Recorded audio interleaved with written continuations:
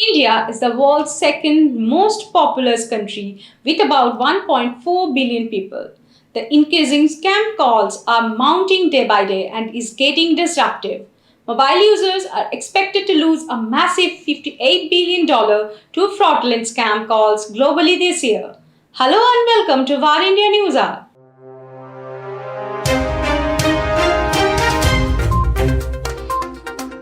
Scammers are using artificial intelligence to sound more like family members in distress. People are falling for it and losing thousands of dollars. The loss due to fraudulent robocalls is a rise from $53 billion mobile subscribers faced last year. This is a significant increase and highlights the growing scale of the problem. Advancements in artificial intelligence have added a terrifying new layer, allowing bad actors to replicate a voice with an audio sample of just a few seconds. Powered by AI, a slew of cheap online tools can translate an audio file into a replica of a voice, allowing a swindler to make it speak whatever they type. AI voice generating software analyzes what makes a person's voice unique, including age, gender, and accent, and searches a vast database of voices to find similar ones and predict patterns. There is growing unsolicited calls which are often irritating and trigger you the most when you are caught up in work or meeting. Due to frequent calls, people often miss important calls too as they keep their smartphones on silent mode. Scam calls can take many forms, including phishing scams, robocalls, and other types of fraud.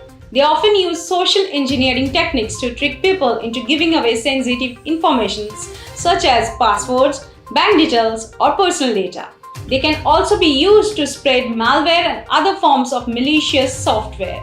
Sometimes these spam calls are also fraudulent calls, which target receivers pretending to be from a bank or related other deceptive identity. To get rid of these calls, people try to block contacts. However, blocking every single spam number is not possible. But there is a way through which you can block and report spam calls in bulk or stop receiving spam calls and messages. The Telecom Regulatory Authority of India (TRAI) started the National Customer Preference Register (NCPR), formerly the National Do Not Call Registry (NDNC) initiative to help people block spam calls. People can sign up for the service to stop all telemarketing communication or calls from select sectors. It's a dark impact of the recent rise in generative artificial intelligence, which backs software and creates texts, images, or sounds based on the data it is fed. Let's look into today's headlines in Varindia. India's mobile phone exports touched $9.5 billion in February. Mobile phone exports from India increased to nearly $9.5 billion in February, with Apple contributing half of the total exports. Mobile Devices Industry Body ICEA said. It said that the industry is on track to cross the target of mobile phone exports worth $10 billion from the country by the end of this fiscal. At the end of January, the exports were around $8.5 billion and it is estimated to have reached about $9.5 billion in February. DOT instructs ministries to improve connectivity within government buildings with solutions. The Department of Telecommunications has issued directions to all ministries, their departments, and central public sector units under them to incorporate in-building solutions in their new building designs to improve telecom connectivity in government buildings. The Telecom Department, in its office memorandum, has cited changes to the model building bylaws issued by the Ministry of Housing and Urban Affairs to improve connectivity inside commercial, residential, and official buildings in private and public sectors. Wikimedia announces Universal Code of Conduct of Wikipedia.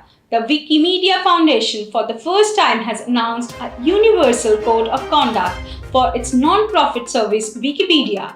Developed by more than 1,500 Wikimedia project volunteers, the new rules are meant to make Wikipedia a safer place. The latest Wikipedia Code of Conduct applies to everyone who interacts and contributes to it in both online and offline mode. This was approved back in 2020. Microsoft wins dismissal of consumer lawsuit over Activision deal. Microsoft Corp has won dismissal of a private consumer antitrust lawsuit over its $69 billion proposed purchase of Call of Duty maker Activision Blizzard Inc.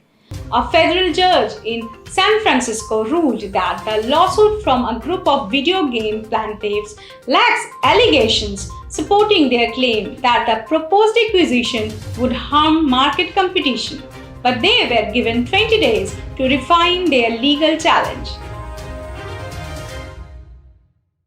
New update on WhatsApp gives admins more control over who can join group. Meta CEO Mark Zuckerberg has announced 2 new updates for groups on WhatsApp.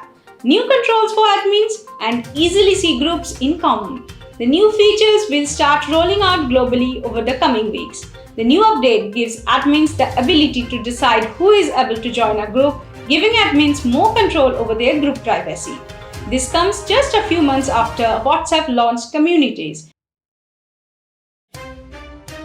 That's all for now. Please like, share, comment and subscribe to Varindia News Magazine. You can download the Varindia app from Google Play Store and Apple App Store for the latest news and updates. Stay tuned. Thank you.